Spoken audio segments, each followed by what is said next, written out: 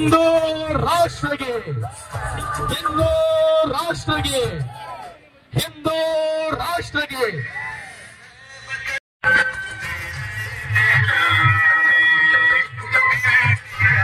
राष्ट्रीय श्रीराम संघातर्फे श्रीरामपूरमध्ये 150 फुटी तिरंगा रॅली काढून शहीद जवानांना श्रद्धांजली।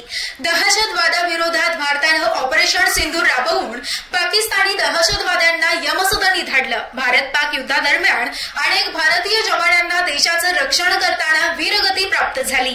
अशा शहीद जवानांना श्रद्धांजली अर्पण करण्यासाठी आज श्रीरामपूर शहरात सकल हिंदू समाज आणि राष्ट्रीय श्रीराम संघाच्या वतीनं 150 फुटी तिरंगा ध्वजाची रॅली काढून श्रद्धांजली अर्पण करण्यात आली।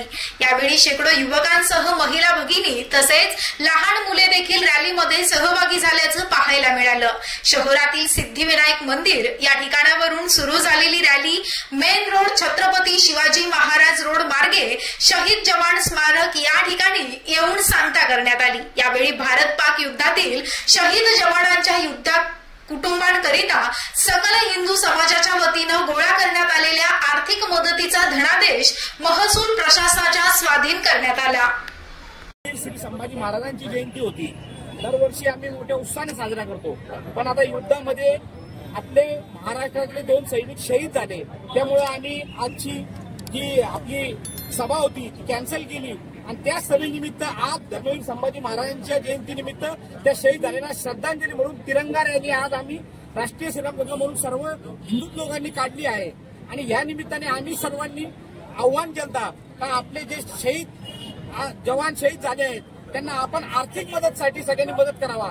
तर माझ्या अंदाजे एकूण 1 लाखाच्या आसपास काही निधी गोळा झाला आहे, तो निधी आम्ही तहसीलदारांच्या हातात दिला आहे।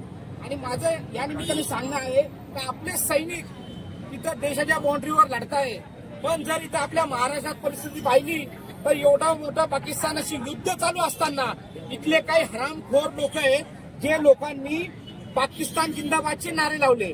म्हणजे मी पहिल्यापासून सांगतो का मुसलमान हा देशासाठी कधीही देशभक्त बनू शकत नाही। काही मुसलमान आहे जे फक्त देशभक्ती करतात, पण काही पेक्षा इतके आहे का जे देशासाठी कायम गद्दार आहे। एवढं मोठं युद्ध चालू असताना पाकिस्तानची घोषणा दिल्या जातात, सरकारने याच्यावर कठोर कायदा करून या लोकांना मध्ये टाकावा अशी आम्ही विनंती आहे।